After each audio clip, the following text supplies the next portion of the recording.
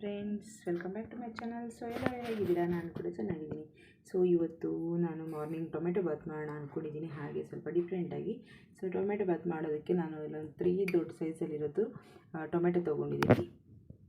ಹಾಗೆ ಸ್ವಲ್ಪ 2 onion cut ಮಾಡಿ ಇಟ್ಕೊಂಡಿದ್ದೀನಿ. ಹಾಗೆ ನೋಡಿ, ಸ್ವಲ್ಪ ಮಸಾಲೆ ಪದಾರ್ಥಗಳು ಸೇರಿಸ್ಕೊಂಡಿದ್ದೀನಿ. ಈಗ ಕುಕ್ಕರ್ ಇಟ್ಕೊಂಡಿದ್ದೀನಿ, ಇದಕ್ಕೆ ಆಯಿಲ್ ಸೇರಿಸೋಣ.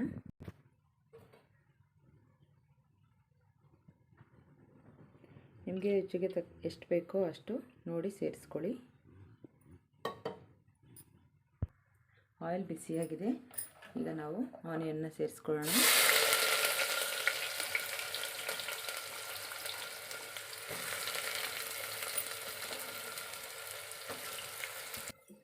ಈಗ 1-2 ಪಲಾವ್ ಎಲೆ ಈ ರೀತಿ ಹಾಕ್ಕೊಂಡಿದ್ದೀನಿ. ಸ್ವಲ್ಪ ಮಿಕ್ಸ್ ಮಾಡ್ಕೊಳ್ಳಿ. ಚಕ್ಕೆ ಲವಂಗ ಎಲ್ಲ ಈಗಲೇ ಹಾಕೋದು ಬೇಡ, ನಾನು ಇವಾಗ ಅದನ್ನು ತೋರಿಸ್ತೀನಿ. ಈಗ ನೋಡಿ, ಮಿಕ್ಸಿ ಜಾರ್ಗೆ ನಾವು ಇಲ್ಲಿ ಮಸಾಲೆ ಇಟ್ಕೊಂಡಿದ್ದೀವಲ್ಲ, ಸೊ ಈ ಮಸಾಲೆ ಸೇರಿಸ್ಕೊಳ್ಳೋಣ. ಹಾಗೆ ಒಂದು ಸ್ವಲ್ಪ ತೆಂಗಿನಕಾಯಿ ಸೇರಿಸ್ಕೊಂಡಿದ್ದೀನಿ. ಇದನ್ನೆಲ್ಲ ಇವಾಗ ತರಿ ರುಬ್ಕೋಬೇಕು, ವೇಸ್ಟಾಗಿ ಮಾಡ್ಕೋಬೇಡಿ, ಸುಮ್ಮನೆ ತರಿ ರುಬ್ಕೊಳ್ಳಿ. ಹಾಗೆ ಇದಕ್ಕೆ ಪುದೀನ ಕೊತ್ತಂಬರಿ ಸೊಪ್ಪು ಕೂಡ ಸೇರಿಸ್ಕೊಳ್ಳೋಣ. ನೋಡಿ, ಈ ರೀತಿ ಪುದೀನ ಕೊತ್ತಂಬರಿ ಸೊಪ್ಪು ಸ್ವಲ್ಪ ಸೇರಿಸ್ಕೊಂಡು ರುಬ್ಕೊಳ್ಳೋಣ. ಇದನ್ನು ಇವಾಗ ರುಬ್ಕೊಂಡು ಬರ್ತೀನಿ ನಾನು. ನೋಡಿ, ನಾನು ಈ ರೀತಿ ರುಬ್ಕೊಂಡಿದ್ದೀನಿ. ಈ ರೀತಿ ತರಿಯಾಗಿದ್ದರೆ ಸಾಕಾಗುತ್ತೆ. ಸೊ ಇದನ್ನು ಇವಾಗ ನಾವು ಫ್ರೈ ಮಾಡ್ಕೊಳ್ಳೋಣ.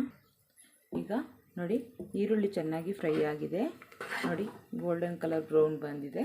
ಸೊ ಇಷ್ಟು ಬಂದರೆ ಸಾಕಾಗುತ್ತೆ. ನಾವೀಗ ಇದನ್ನು ಸೇರಿಸ್ಕೊಳ್ಳೋಣ, ರುಬ್ಕೊಂಡಿರೋ ಮಸಾಲೆನ.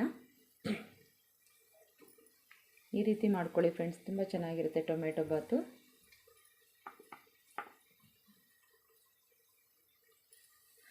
ಸೊ ಈಗೆಲ್ಲ ಮಿಕ್ಸ್ ಮಾಡ್ಕೊಂಡು ಈ ರೀತಿ ಹಾಕ್ಕೊಂಡ್ರೆ ನಮಗೆ ಚಕ್ಕೆ ಲವಂಗ ಅವೆಲ್ಲ ಕೈಗೆ ಸಿಗಲ್ಲ. ಹಾಗೆ ನಾವು ತೆಗೆದುಬಿಟ್ಟೆಲ್ಲ ಎಸ್ಬಿಡ್ತೀವಲ್ವ, ಚಕ್ಕೆ ಲವಂಗ ಎಲ್ಲ ಕೈಗೆ ಸಿಕ್ಕರೆ ಊಟದಲ್ಲಿ ತೆಗೆದು ಎಸ್ಬಿಡ್ತೀವಿ. ಸೊ ಈ ರೀತಿ ಮಾಡಿಕೊಂಡ್ರೆ ಅದರಲ್ಲಿ ನೀಟಾಗಿ ಸ್ವಲ್ಪ ಪುಡಿ ಆಗಿರುತ್ತಲ್ವ, ಸೊ ಯಾವುದನ್ನು ತೆಗಿಯೋ ಅವಶ್ಯಕತೆ ಇರೋದಿಲ್ಲ. ಆ ರೀತಿ ಆಗುತ್ತೆ. ಮಕ್ಕಳು ಕೂಡ ತಿನ್ನೋದಕ್ಕೆ ಕೈಗೆ ಬಾಯಿಗೆ ಸಿಗೋದಿಲ್ಲ, ಆರಾಮಾಗಿ ತಿನ್ಕೋಬೋದು. ಬಾಯಲ್ಲಿ ಏಲಕ್ಕಿ ಲವಂಗ ಅದೆಲ್ಲ ತಿನ್ನುವಾಗ ಸಿಕ್ಕರೆ ಅಷ್ಟು ಚೆನ್ನಾಗಿ ಅನಿಸಲ್ಲ. ಸೊ ಹಾಗಾಗಿ ನಾವು ಈ ಥರ ಸ್ವಲ್ಪ ತರಿಯಾಗಿ ಪೇಸ್ಟ್ ಮಾಡಿ ಹಾಕ್ಕೊಂಡ್ರೆ ಸ್ವಲ್ಪ ಟೇಸ್ಟ್ ಚೆನ್ನಾಗಿರುತ್ತೆ. ಸ್ವಲ್ಪ ಹಾಗೆ ನಮಗೆ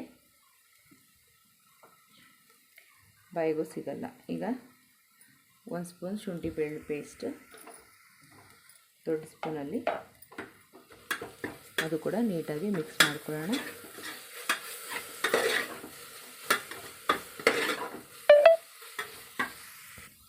ಸೊ ಈಗ ನಾವು ಟೊಮೆಟೊ ಸೇರಿಸ್ಕೊಳ್ಳೋಣ. ಹೆಚ್ಚಿಟ್ಕೊಂಡಿರೋ ಟೊಮೆಟೊನ ಸೇರಿಸ್ಕೊಳ್ಳೋಣ.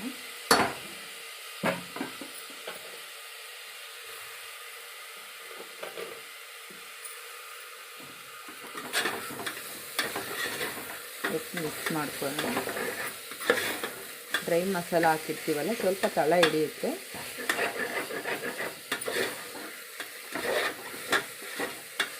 ಈಗ ಟೊಮೆಟೊ ಹಾಕಿದ್ದೀವಲ್ಲ, ಸ್ವಲ್ಪ ಸಾಫ್ಟ್ ಆಗುತ್ತೆ.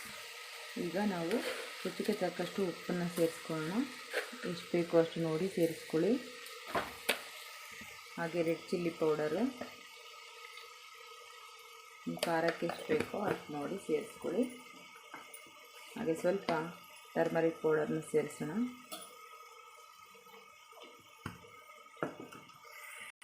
ಸ್ವಲ್ಪ ಗರಂ ಮಸಾಲ, ಒಂದು ಅರ್ಧ ಟೇಬಲ್ ಸ್ಪೂನ್ ಅಷ್ಟು. ಇದನ್ನು ಸ್ವಲ್ಪ ಮಿಕ್ಸಿ ತೊಳೆದಿರೋ ನೀರಿತ್ತಲ್ವ, ಸೊ ಹಾಗಾಗಿ ಸ್ವಲ್ಪ ಸೇರಿಸಿದ್ದೀನಿ. ಮಸಾಲೆ ಡ್ರೈ ಮಸಾಲ ಹಾಕಿರ್ತೀವಲ್ಲ, ಅದೆಲ್ಲ ತಳ ಹಿಡಿಬಾರ್ದು ಅನ್ನೋ ಕಾರಣಕ್ಕೋಸ್ಕರ ಸ್ವಲ್ಪ ಮಸಾಲೆ ತೊಳೆದಿದ್ದ ನೀರನ್ನು ಸೇರಿಸ್ಕೊಂಡಿದ್ದೀನಿ. ಡ್ರೈ ಮಸಾಲ ಹಾಗೆ ಹಾಕೋದ್ರಿಂದ ತಳ ಎಲ್ಲ ಹಿಡಿದುಬಿಡುತ್ತೆ. ಸ್ವಲ್ಪ ನೀರು ಹಾಕಿ ಇದು ಮಾಡಿಕೊಂಡ್ರೆ ಚೆನ್ನಾಗಾಗುತ್ತೆ. ಈಗ ನಾನು ಸ್ವಲ್ಪ ಕೊರಿಯಾಂಡರ್ ಪೌಡರು ಒಂದು ಅರ್ಧ ಟೇಬಲ್ ಸ್ಪೂನಷ್ಟು, ಜಾಸ್ತಿ ಏನು ಬೇಡ, ಸ್ವಲ್ಪ ಹಾಕ್ಕೊಂಡು ಮಿಕ್ಸ್ ಮಾಡ್ಕೊಳ್ಳೋಣ. ಇದು 1 ನಿಮಿಷ ಹಾಗೆ ಕುದೀಲಿ. ರೈಸು ನಾನು ಒಂದು 20 ನಿಮಿಷ ನೆನೆಸಿಟ್ಕೊಂಡಿದ್ದೀನಿ. ಅಕ್ಕಿನ ತೊಳೆದು ನೆನೆಸಿಟ್ಕೊಂಡಿದ್ದೀನಿ.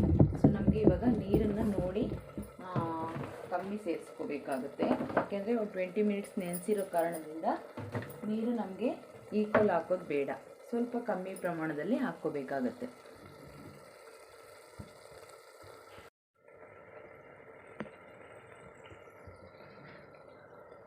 ಸ್ವಲ್ಪ ಚೆನ್ನಾಗಿ ಕುದೀತಾ ಇದೆ ನೋಡಿ. ಟೊಮೆಟೊ ಎಲ್ಲ ನೀಟಾಗಿ ಬೆಂದ್ಕೊಂಡ್ಬಿಡುತ್ತೆ. ನಮಗೆ ರೈಸಲ್ಲೇ ಬೇಯಬೇಕು, ಬೆಂದ್ಬಿಡುತ್ತೆ. ಸೊ ನೀವು ಉಪ್ಪು ಎಲ್ಲ ಒಂದ್ಸರಿ ಚೆಕ್ ಮಾಡ್ಕೊಳ್ಳಿ ನೀರು ಹಾಕಿದ್ಮೇಲೆ. ಈಗ ನಾನು ಅಕ್ಕಿ ತೊಳೆದಿಟ್ಕೊಂಡಿದ್ದೀನಿ ನೆನೆಸ್ಕೊಂಡು ಒಂದು 20 ನಿಮಿಷ. ಸೊ ಅದನ್ನು ಕೂಡ ಸೇರಿಸ್ಕೊಳ್ಳೋಣ.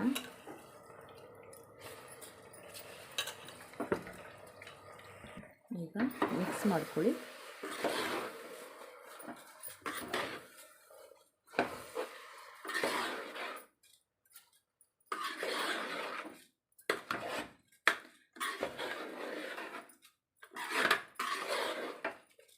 ಇದಕ್ಕೆ ಬೇಕಾದರೆ ನೀವು ಹಸಿ ಬಟಾಣಿ ಆ ಥರ ಹಾಕ್ಕೋಬೋದು. ಸೊ ನಾನು ಹಾಕಿಲ್ಲ, ಬೇಕಾದರೆ ಹಾಕ್ಕೋಬೋದು, ಚೆನ್ನಾಗೇ ಇರುತ್ತೆ. ಈಗ ಇದಕ್ಕೆ ನಾವು ನೀರನ್ನು ಸೇರಿಸೋಣ. ನೋಡಿ, ಈಗ ನಾನು 2 ಗ್ಲಾಸ್ ರೈಸ್ ತೊಗೊಂಡಿದ್ದೀನಲ್ವಾ, ಸೊ 4 ಕಪ್ ಹಾಕಬೇಕು. ನಾನು 3.25 ಕಪ್ ಹಾಕ್ತಾಯಿದ್ದೀನಿ. ಸ್ವಲ್ಪ ಹೊತ್ತು ಒಂದು 20 ನಿಮಿಷ ನೆನೆಸಿರೋ ಕಾರಣದಿಂದ ನಾವು ಒಂದು ಅರ್ಧ ಕಪ್ ನೀರನ್ನ ಕಮ್ಮಿ ಮಾಡ್ಕೋಬೋದು. ಹಾಗೆ ರೈಸ್ ಕೂಡ ಸ್ವಲ್ಪ ಬೇಗ ಆಗುತ್ತೆ. ಸ್ವಲ್ಪ ಹೊತ್ತು ಒಂದು 10-15 ನಿಮಿಷ 20 ನಿಮಿಷ ನೆನೆಸ್ಕೊಂಡ್ರೆ ಅಕ್ಕಿನ, ಜಾಸ್ತಿ ಹೊತ್ತು ನೆನೆಸಬಾರ್ದು. 2 ಅವರ್ 1 ಅವರ್ ಆ ಥರ. ಒಂದು 20 ನಿಮಿಷ 10 ನಿಮಿಷ ಇಲ್ಲಾಂದರೆ ಒಂದು 5 ನಿಮಿಷ ನೆನೆಸಿದ್ರೂ ಸಾಕು. ಅಕ್ಕಿ ಸ್ವಲ್ಪ ಹೊತ್ತು ನೆನೆಸಿಬಿಟ್ಟು ಮಾಡೋದ್ರಿಂದ ರೈಸ್ ಕೂಡ ಬೇಗ ಆಗುತ್ತೆ. ಈ ಟೈಮಲ್ಲಿ ಒಂದ್ಸರಿ ಉಪ್ಪು ಚೆಕ್ ಮಾಡ್ಕೊಳ್ಳಿ.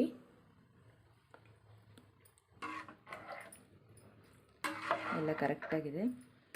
ಸೊ ಈಗ ಸ್ವಲ್ಪ ಕುದಿ ಬರಲಿ. ಈಗಲೇ ಕುಕ್ಕರ್ ಕ್ಯಾಪ್ ಹಾಕಬೇಡಿ. ನೋಡಿ, ಈಗ ಚೆನ್ನಾಗಿ ಕುದೀತಾ ಇದೆ.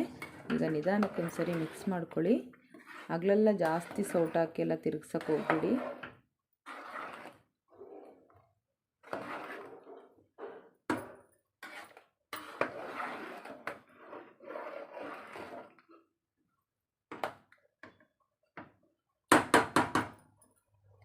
ಈಗ ಇಲ್ಲೇ ನಮಗೆ ಒಂದು 3/4% ಬೆಂದುಬಿಡುತ್ತೆ ರೈಸು. ನಂತರ ನಾವು ಕ್ಯಾಪ್ನ ಕ್ಲೋಸ್ ಮಾಡಬೇಕಾಗತ್ತೆ. ಈಗ ಸ್ವಲ್ಪ ಪುದೀನ ಕಟ್ ಮಾಡಿ ಇಟ್ಕೊಂಡಿರೋದು ಹಾಕ್ಕೊಳ್ಳೋಣ. ಹಾಗೆ ಇದಕ್ಕೆ ಸ್ವಲ್ಪ ತುಪ್ಪ ಕೂಡ ಮೇಲೆ ಸ್ವಲ್ಪ ಸೇರಿಸ್ಕೊಳ್ಳೋಣ. 1 ಸ್ಪೂನಷ್ಟು ಮೇಲೆ ಸೇರಿಸಿರೋದು. ಈಗ ಪ್ಲೇಟ್ ಮುಚ್ಚಿ ಒಂದು 5 ನಿಮಿಷ ಬಿಟ್ಟು ನಂತರ ನಾವು ಇನ್ನೊಂದು ಸ್ವಲ್ಪ ಬೆಂದ ಮೇಲೆ ನಾವು ಕುಕ್ಕರ್ ಕ್ಯಾಪ್ನ ಹಾಕಿ ದಮ್ ಥರ ಕಟ್ಬಿಡಬೇಕು. ಆಗ ಸ್ಟವ್ ಆಫ್ ಮಾಡ್ಕೊಳ್ಳೋಣ ಬೇಕಾದರೆ. ನೋಡಿ, ನಮಗಿವಾಗ ಒಂದು 75% ಆಗಿದೆ. ಆಲ್ರೆಡಿ ರೈಸ್ ಕೂಡ ಸ್ವಲ್ಪ ಬೆಂದಿದೆ. ಇನ್ನೊಂದು ಸ್ವಲ್ಪ ಬೇಯಬೇಕು. ಹಾಗೆ ಸ್ವಲ್ಪ ನೀರಿದೆ ಅಷ್ಟೇ. ನಾವೀಗ ಕುಕ್ಕರ್ ಕ್ಯಾಪ್ನ ಹಾಕೋಣ. ಈಗ ನಾವು ಕುಕ್ಕರ್ ಕ್ಯಾಪ್ನ ಹಾಕೋಣ. ವಿಸಿಲ್ ತೆಗೆದುಬಿಟ್ಟು ನೀವು ಹಾಕ್ಕೊಳ್ಳಿ. ವಿಸಿಲ್ ತೆಗೆದುಬಿಟ್ಟು ಹಾಕಿ ಇಲ್ಲಿ ಹೇರ್ ಬಂದಾಗ ವಿಸಿಲ್ನ ಹಾಕಿ ಆಮೇಲೆ ಸ್ಟವ್ನ ಆಫ್ ಮಾಡ್ಕೊಂಬಿಡಿ. ಓಕೆ, ಅರ್ಥ ಆಯ್ತಲ್ವ ಹೇಳಿದ್ದು? ಕ್ಯಾಪ್ ಹಾಕಬೇಕು, ವಿಸಿಲ್ ತೆಗಿಬೇಕು. ಇಲ್ಲಿ ಹೇರ್ ಯಾವಾಗ ಬರುತ್ತೆ ನೋಡಿ, ಇಲ್ಲಿ ಹೇರ್ ಬರ್ತಾ ಇರುತ್ತೆ, ಗೊತ್ತಾಗುತ್ತೆ. ಇಲ್ಲಿ ಹೇರ್ ಬಂದಾಗ ನಮಗೆ ವಿಸಿಲ್ ಹಾಕ್ಬಿಟ್ಟು ಸ್ಟವ್ನ ಆಫ್ ಮಾಡ್ಕೊಂಬಿಡಬೇಕು. ಒಂದು ಲೋ ಫ್ಲೇಮ್ ಮಾಡ್ಕೊಂಡು 2 ಮಿನಿಟ್ಸ್ ಬಿಟ್ಟು ಆಫ್ ಮಾಡಿಬಿಡಬೇಕು. ಅಷ್ಟರಲ್ಲಿ ನಮಗೆ ರೈಸ್ ಪರ್ಫೆಕ್ಟಾಗಿ ಫಿನಿಶ್ ಆಗಿರುತ್ತೆ. ಓಕೆ, ನೋಡಿ, ನೋಡ್ತಾ ಇರ್ಬೋದು ಇಲ್ಲಿ ಹೇರ್ ಬರ್ತಾ ಇದೆ ನಮಗೆ. ನೋಡಿ, ಇಲ್ಲಿ ಬಿಸಿ ಹೇರ್ ಬರ್ತಾ ಇದೆ. ಸೊ ಇವಾಗ ನಾವು ಕುಕ್ಕರ್ನ ವಿಸಿಲ್ ಹಾಕ್ಕೊಳ್ಳೋಣ. ಈಗ ಸ್ಟವ್ನ ಆಫ್ ಮಾಡ್ಕೊಂಬಿಡೋಣ. ಸ್ಟವ್ನ ಆಫ್ ಮಾಡ್ಕೊಂಡಿದ್ದೀನಿ. ಇವಾಗ 5 ಮಿನಿಟ್ಸ್ ಬಿಟ್ಟು ಓಪನ್ ಮಾಡೋಣ. ನೋಡಿ, ಪ್ರೆಷರ್ ಹೋಗಿದೆ. ಇವಾಗ ತೆಗೆದು ನೋಡೋಣ. ನೋಡಿ ಎಷ್ಟು ನೀಟಾಗಿದೆ. ರೈಸ್ ಕೂಡ ಕ್ಲೀನಾಗಿ ಬೆಂದಿರುತ್ತೆ. ಹಾಗೆ ನಮಗೆ ತಳ ಕೂಡ ಹಿಡಿಯೋದಿಲ್ಲ. ಹಾಗೆ ಫುಲ್ ದಮ್ ಕಟ್ಟದಾಗಿರುತ್ತೆ ರೈಸು.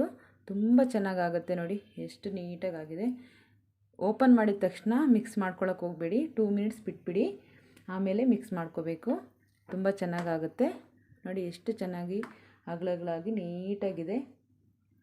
ಈ ರೀತಿ ನೀವು ಕೂಡ ಮನೇಲಿ ಮಾಡ್ಕೊಳ್ಳಿ, ತುಂಬ ಚೆನ್ನಾಗಿರುತ್ತೆ. ಈ ರೀತಿ ಮಾಡ್ಕೊಳ್ಳಿ.